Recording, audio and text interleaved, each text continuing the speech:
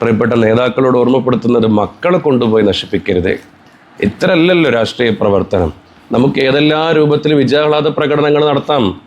ഇങ്ങനെ തെറി വിളിച്ചുകൊണ്ട് തന്നെ നടത്തണമെന്നുണ്ടോ? ഇങ്ങനെ അന്യൻ്റെ വീട്ടിലോട്ട് പടക്കം പൊട്ടിച്ചും DJ അകമ്പടിയൊക്കെ നടത്തണമെന്നുണ്ടോ? എന്തൊക്കെ വഴികളുണ്ട്. നിങ്ങൾക്ക് ലഡു കൊടുക്കാമല്ലോ, പച്ചയോ ചുവപ്പോ കാവിയോ ഏത് കളർ ലഡു വേണമെങ്കിൽ കൊടുത്തോളൂ, കഴിക്കട്ടെ.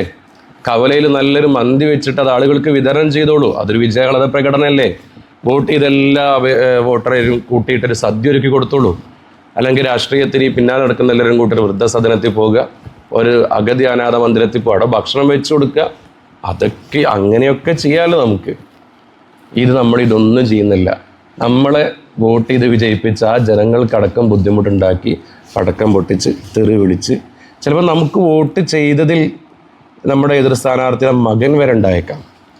അപ്പോൾ അയാളുടെ സ്വന്തം വാപ്പാനെ നമ്മൾ തെറി വിളിക്കുന്നത്. ഇത് നമ്മൾ വിളിപ്പിക്കുന്ന ചെറിയ മക്കളെ കൊണ്ട്. അവരുടെ നാവ് എത്ര നല്ല നാവാ.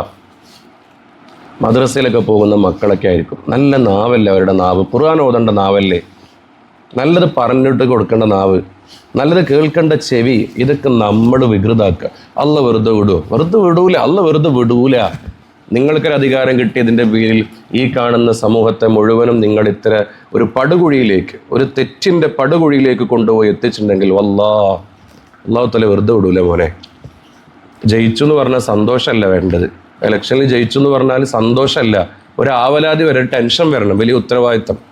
എനിക്ക് വോട്ട് ചെയ്ത ആളുകളും വോട്ട് ചെയ്യാത്തവരും എൻ്റെ ഭരണ പരിധിയിൽ വരുന്നവരാണ്. അവരെല്ലാവരും ഒരേപോലെ കാണാൻ പറ്റണം.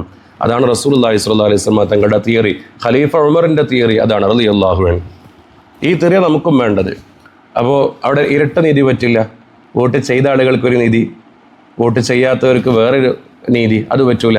എല്ലാവരും ഒരുപോലെ കാണണം. അപ്പോൾ വിജയിക്കലോടുകൂടെ നമ്മളെല്ലാവരുടെയും മെമ്പറായി. അപ്പോൾ പിന്നെ നമ്മൾ ആ രൂപത്തിലാണ് മുന്നോട്ട് പോകേണ്ടത്. അപ്പോൾ ഒരു വിഭാഗത്തെ കൂട്ടുപിടിച്ച് മറ്റൊരു വിഭാഗത്തെ തെറി വിളിക്കുക, അത് ശരിയല്ല.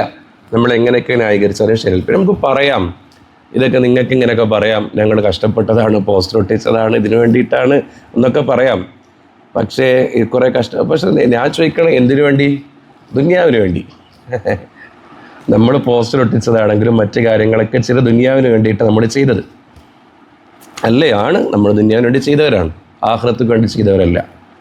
അങ്ങനെ ചെയ്ത് ഇനി നമ്മൾ അതിൻ്റെ പുറത്ത് ആഖിറത്ത് നഷ്ടപ്പെടുത്താന്നും കൂടി പറയണത് എത്രയോ മോശത്തിലായിട്ടുള്ള കാര്യമല്ലേ? അപ്പം അതുകൊണ്ടൊക്കെ നമ്മൾ അതിൽ നിന്നൊക്കെ മാറണം. നല്ലൊരു മാതൃകാപരമായ രൂപത്തിലോട്ട് വരിക. ഇങ്ങനെ മനുഷ്യന്മാരെ കൊണ്ട് പറയിപ്പിക്കരുത്. ഇത്ര ആളുകളെ ബുദ്ധിമുട്ടുണ്ട്. അന്യനെ തെറി വിളിച്ചിട്ടൊന്നൊരു രാഷ്ട്രീയ പ്രവർത്തനം നമുക്ക് ആവശ്യമില്ല. അതുകൊണ്ട് പ്രിയപ്പെട്ട മക്കളൊക്കെ അതിൽ നിന്ന് മാറണം. രാഷ്ട്രീയക്കാരും മക്കളിൽ കൊണ്ടുവരുത്.